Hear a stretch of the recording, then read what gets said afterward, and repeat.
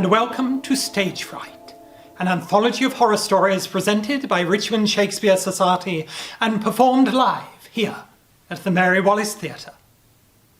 As it is Halloween, we thought we'd pick the most spine-chilling ghost stories to present to you all this evening.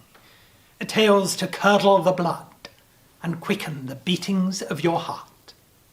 And now, before we begin, we'd like to apologise for any technical difficulties that may occur this evening. These are sadly outside of our control. There will also be an interval halfway through the evening. So, what can you expect from this event?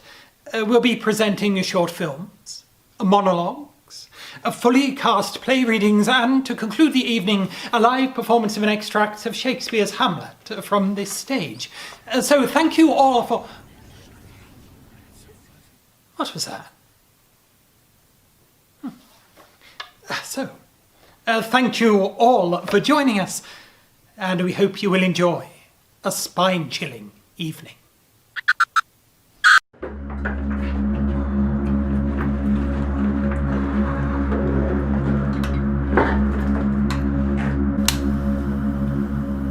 Lights aren't working. I thought Jeff would fix those, right? Oh, maybe you meant the ones in the foyer. Oh, maybe. I could have sworn it were these ones. Oh well, I'll give them a call and maybe we'll fix them next week. Yeah. It's weird being back here after all this time. Yeah, it is a bit strange. Spooky. Well, actually, there's a rumour this place is haunted. What, really? Well, not really, but there are stories. Oh, like what? Wow. I did some digging about a couple of years ago. There's an urban myth that this theatre is built over an unmarked grave. Really? Yeah, well, whoever was buried here apparently couldn't be buried in the churchyard, so they buried her here. Her? Well, yes, it's supposed to be a woman in black. What'd she do to get buried here? I don't know. Probably something pretty terrible, otherwise she would have been buried by the church. Murder or something, maybe? Oh, possibly.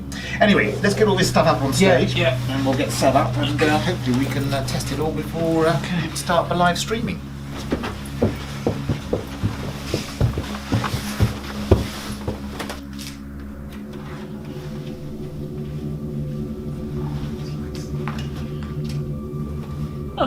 Well, at least these lights work. Oh, that's something then. Hate doing all this work in the dark. Well, you will keep the ghost at bay.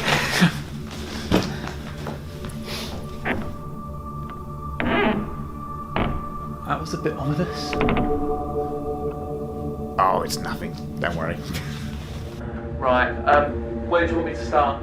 Oh, well, if you could go up on the lighting gallery, check everything's all right there. I've got to pop into the yard to pick up some things for the night. Okay. Oh, well, you might want to get a torch.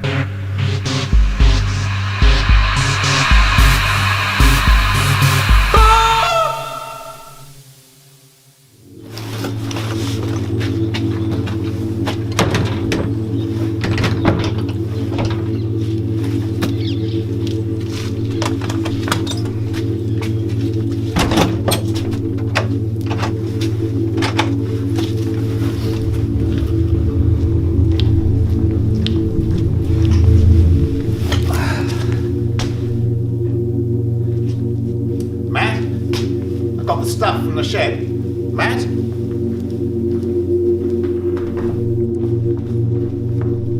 Matt?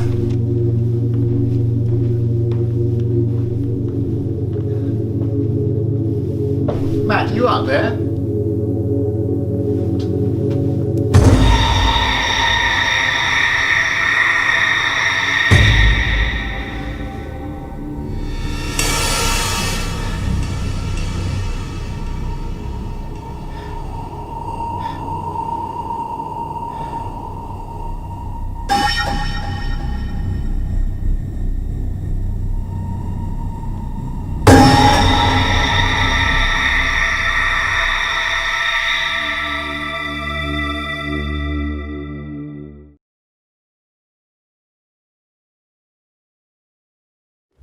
The publishers of the standard novels, in selecting Frankenstein for one of their series, expressed a desire that I should furnish them with an account of the origin of the story, and thus give a general answer to the question, so frequently asked me, how I, then a young girl, came to think of and dilate upon so hideous an idea.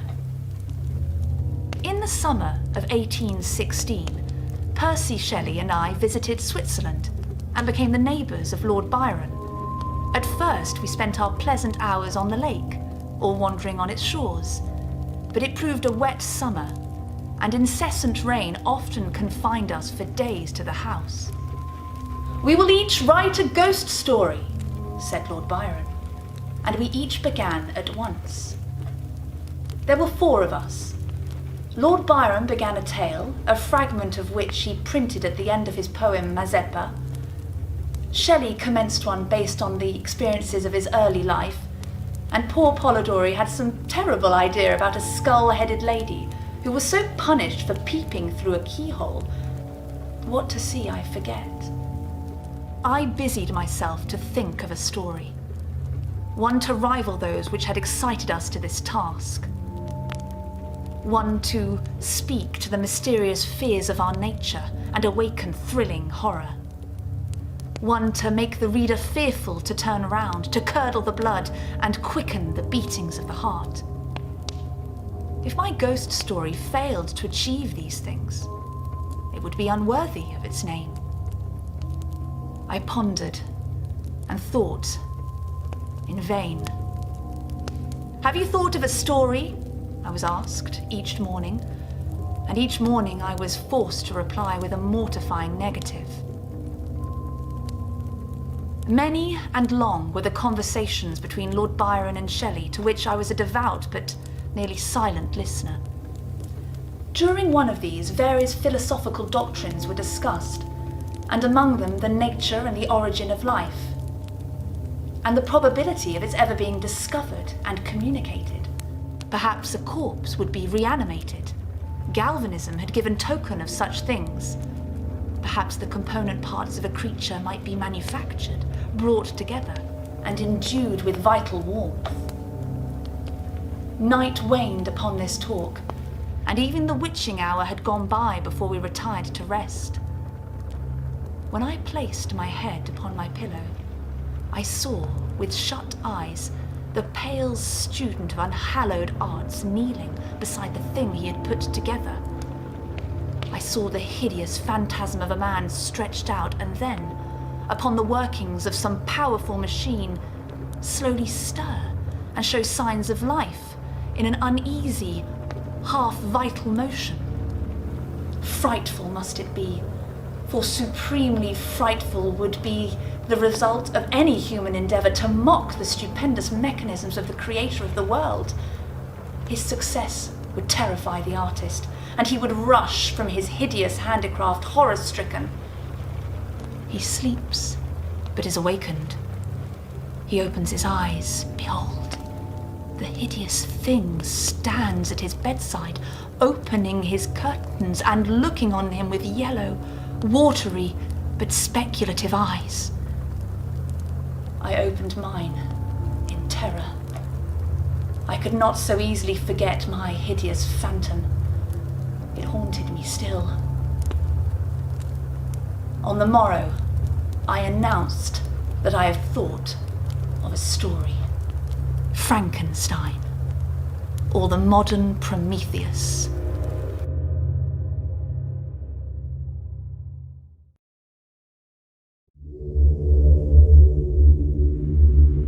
It's difficult to explain how the idea originated in my mind. Perhaps it was there all along, or perhaps it started when my mother died. I just turned 17 and was preparing to leave home to study in Ingolstadt. I sat by her bedside, and in her last moments she took my hand, stared deeply into my eyes, and she tried to tell me something, but she was too weak. The next morning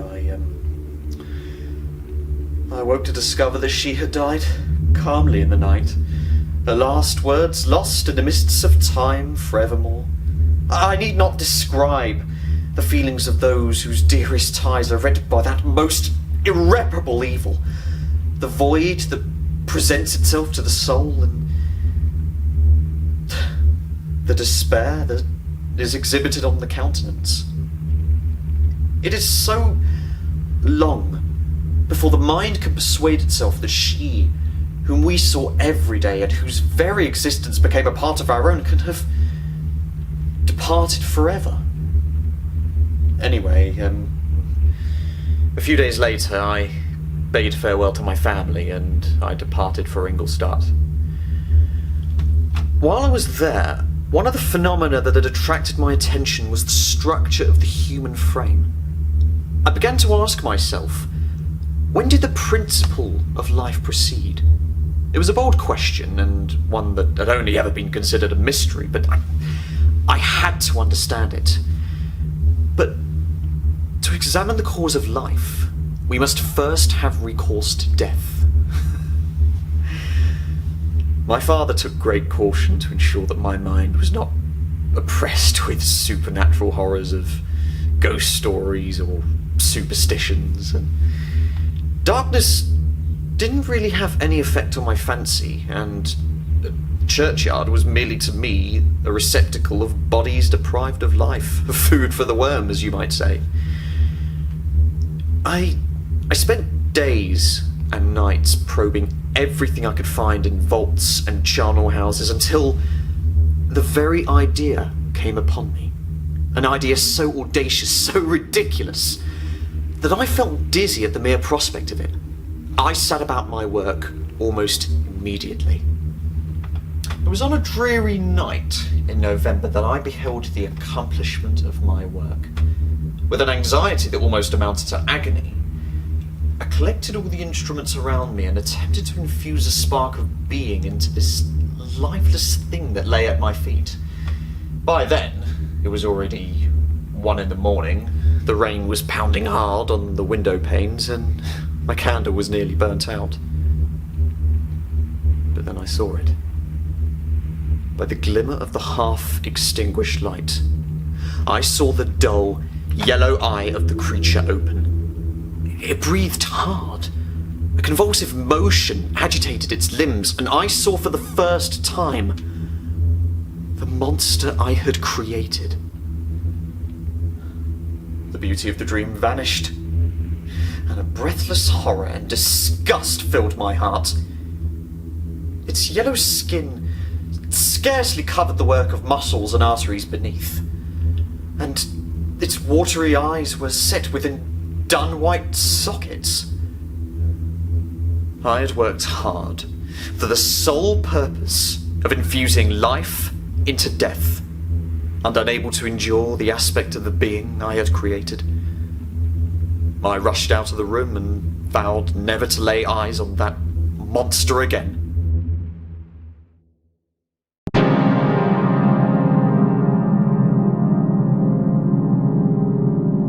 It is with considerable difficulty that I remember the original era of my being.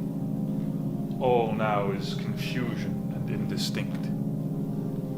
A multitude of senses I saw, felt, heard, and smelt all at once. And when I opened my eyes, I I saw a face I immediately recognized as that of my creator. Your face. I stumbled to my feet, tried to walk, and fell to my hands and knees. When I looked up again, you were gone. It was a cold night. I covered myself with clothes before quitting your apartment for the dark streets of Ingolstadt. I did not know I was a monster until I heard a woman scream it at me. I saw my visage in the moonlight. People came running from their houses and pelted me with stones, crying, "Monster! A monster!" They pursued me into the depths of the forest beyond. I had lived on Earth but an hour, and already I was despised by humanity. My own father abandoned me at the mere sight of my face. Why wouldn't you? You saw the same monster everyone else did. But worse still, you had created me. Built me limb from limb. Your Adam. What a disappointment I must have been. Now, not Adam, but Satan is a more fitting emblem of my being. Cast into the pits of hell for all eternity.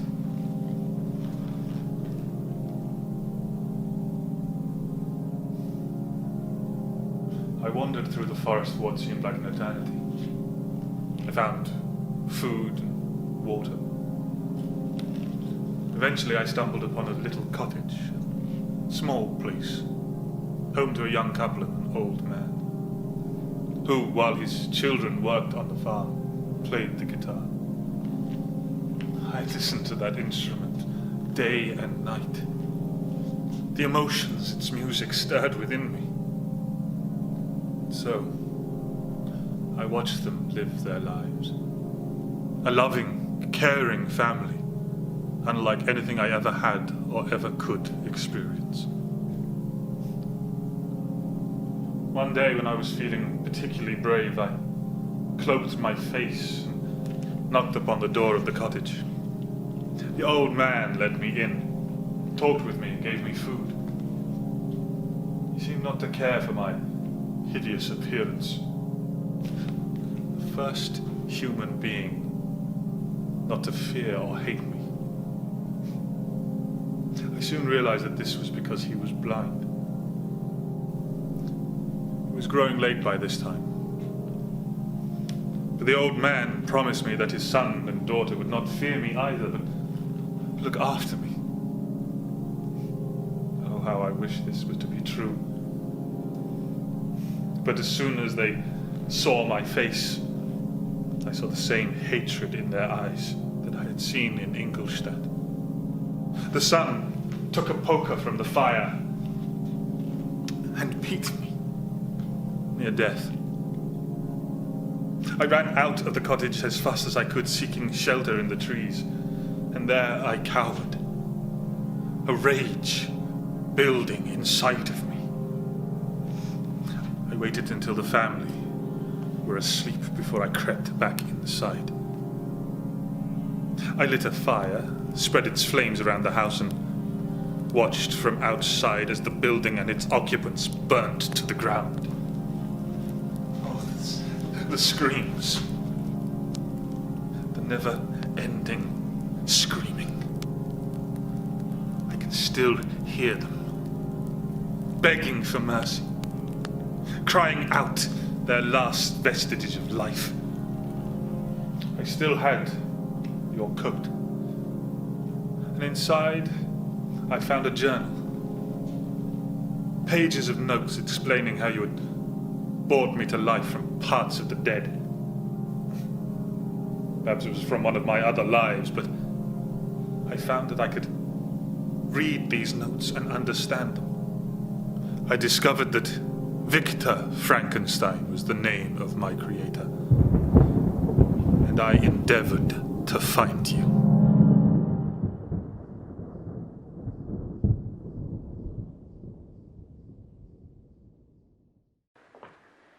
Right, should we go through this bit again? Page 19. How say you then? Would heart of man once think it? But you'll be silent. Trin, it's your line. Is it?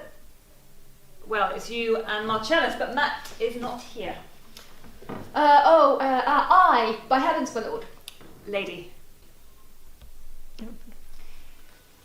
There's ne'er a villain dwelling in all Denmark, but he's an arrant knave! He's a what? An arrant knave.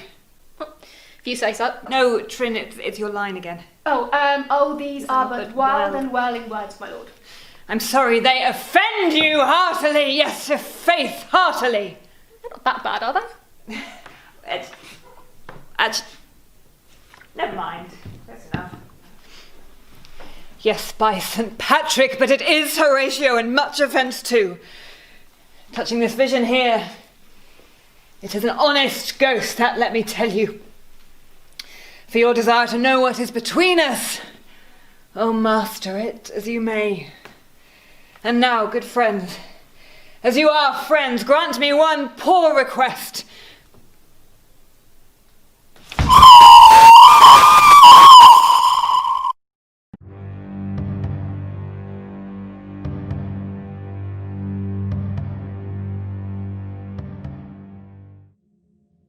Good evening, everyone. I'm sure you all know why you're here.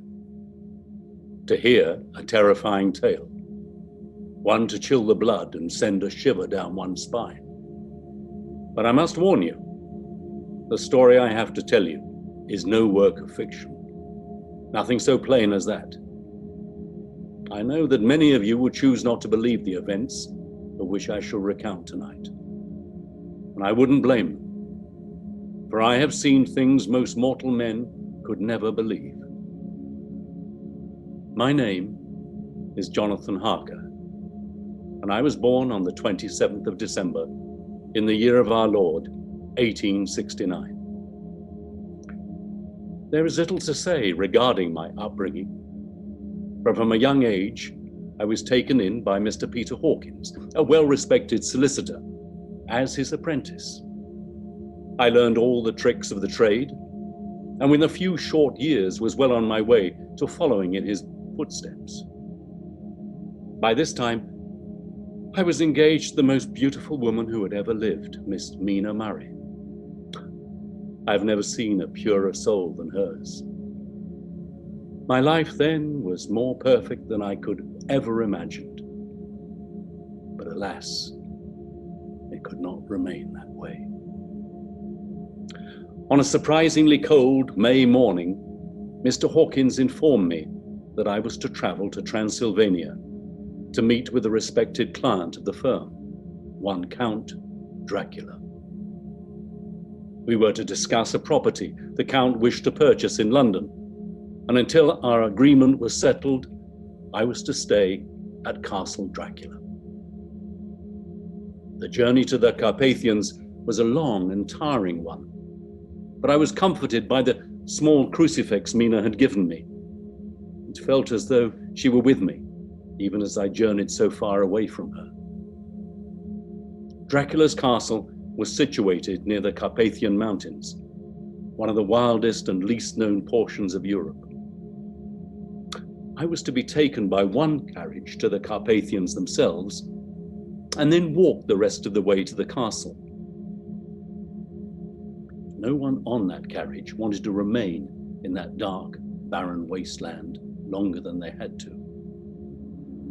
Thus, taking my bag, I wandered through the mists of the Carpathians towards my destination.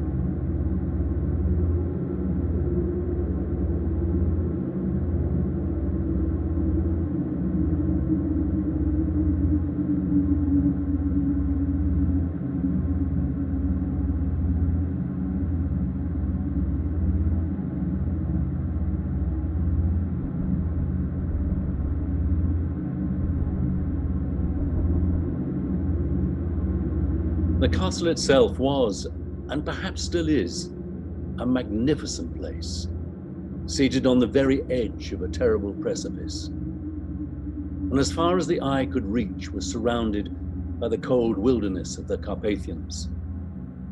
Upon my approach, the great door swung back, revealing Dracula himself. Mr. Harker, welcome to my house. Enter freely and of your own will. Come freely, go safely, and leave something of the happiness you bring with you. Count Dracula? I am Dracula, and I bid you welcome, Mr. Harker, to my house. Come in.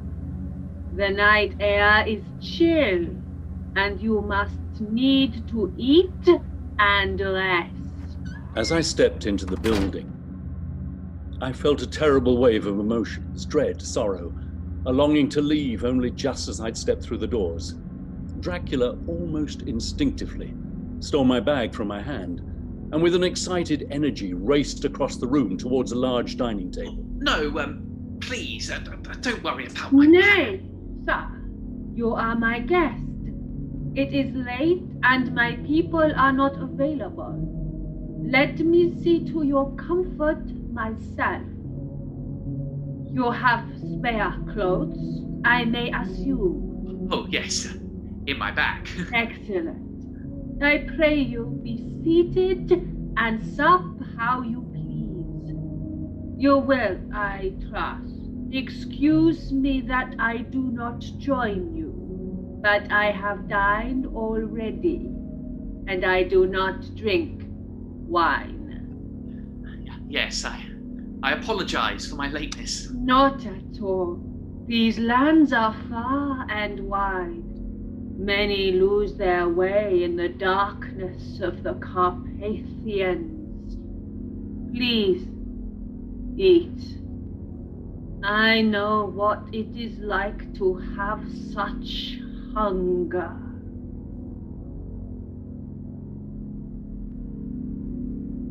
Did you have a pleasant journey here? It was pleasant enough, I have to say. I've never travelled outside of England before. To come so far east, it's all rather exotic. They say travel broadens the mind. That they do, Mr. Harker. Alas, I know you have only just arrived, but I would like to talk about our business. Of course. I have the letter from Mr. Hawkins, my employer. Would you mind reading it? It is late, and my English is not so good. Of course. Count Dracula, I much regret that I cannot join you on this occasion. I am, however, happy to say that I can send a sufficient substitute, one in whom I have every possible confidence, Mr. Jonathan Harker. He is a young man, full of energy and talent in his own way, and of a very faithful disposition. He is discreet and silent, and has grown into manhood into my service. He shall be ready to attend on you when you will during his stay, and shall take your instructions in all matters.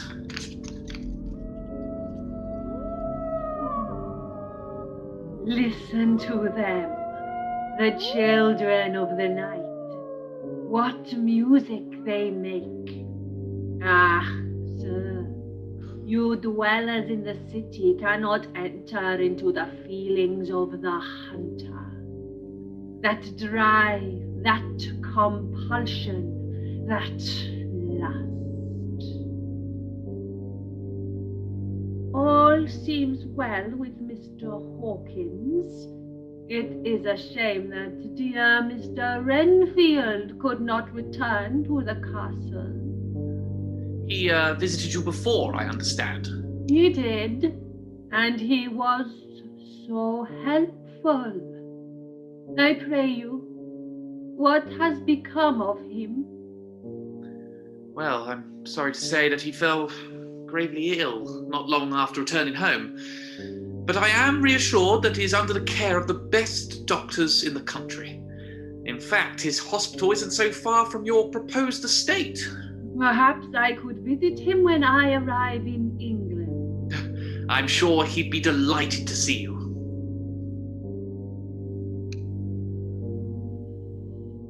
Oh, but you must be tired, Mr. Harker. Do not worry, your bedroom is ready. Come. Dracula escorted me down many a dank, dark corridor before reaching my room. Merely a small broom cupboard with a hard mattress and a cracked mirror. I hope this is to your satisfaction. It looks very, comfortable, Count. Good. I must recommend that you confine yourself to this part of the castle, your rooms and the dining hall. This building is large and complex, and I would hate for you to wander too far and get lost. As would I. Thank you, Count. It's very good of you to let me stay. Not at all, Mr. Harker. This castle is so empty that it is nice to bring new life into its halls. I simply ask that you take great care. Tomorrow you shall sleep as late as you will, for I have to be away till the afternoon. Sleep well and dream well. If you need me, I won't be far. Good night, Count. Dracula smiled another one of his unsettling grins before slamming the door shut. As I sat in the darkness, I thought of my poor, dear Mina, so far away from me. I longed to see her face, hear her voice once more. I was lost in a sea of wonders. I doubted, I feared. I thought many strange things which I dared not confess to my own soul. This was a strange place and a strange country, and I dreamt that night of returning home once more. Later that night, I woke at the sound of a scratching at my door and strange laughter.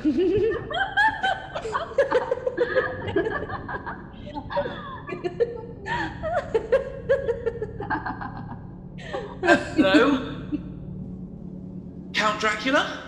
Even as fear grew within me, I opened my bedroom door to discover a woman stood in the corridor, dressed in white. The moment I laid my eyes upon her, my fear seemed to dissipate into nothing, and I fell into a deep trance.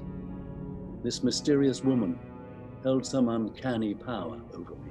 Is this the man we were warned of? His clothes seem strange. He must be from so very far away. Our master would not want us to hurt this poor man. It won't hurt, will it, sister? We just want a taste. He is our guest, after all. Go on. You are first, and we shall follow. Yours is the right to begin. He is young and strong. There are kisses for us all. A sudden feeling of terror raced through my body as I realized what these strange women had in mind for me. They bared the teeth like animals, revealing sharp fangs, and closed in around me. I prepared myself for death at the cruel hands of these ethereal brides. No! How dare you touch him, any of you? How dare you cast your eyes upon him when I had forbidden it? Never did I imagine such wrath and fury, even to the demons of the pit. Dracula's eyes were positively blazing. The red light in them was lurid, as if the flames of hellfire blazed behind him. Back, I tell you all. This man belongs to me. Beware how you meddle with him, or you will have to deal with me. He should be ours. You yourself never loved. You never loved. Yes, I too can love. You yourselves can tell it from the past. Is it not so? I promise you that when I am done with him, you shall kiss him at your will. Now go! Go! Are we to have nothing tonight? You will find you a supper in the cellar. Now, leave us. I watched in a trance of terror as the three brides sneered at Dracula, before appearing to fade through the rays of moonlight, dissolving into the night. As the Count turned his attentions to me, I felt the horror overcome me and fell unconscious.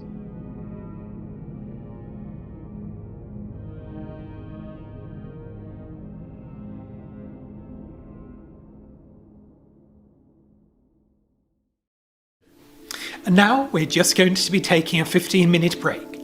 But in the description to the video you'll find the link to watch Act 2 of Stage Fright, which will begin as soon as we're all ready. We'll see you in just a few minutes.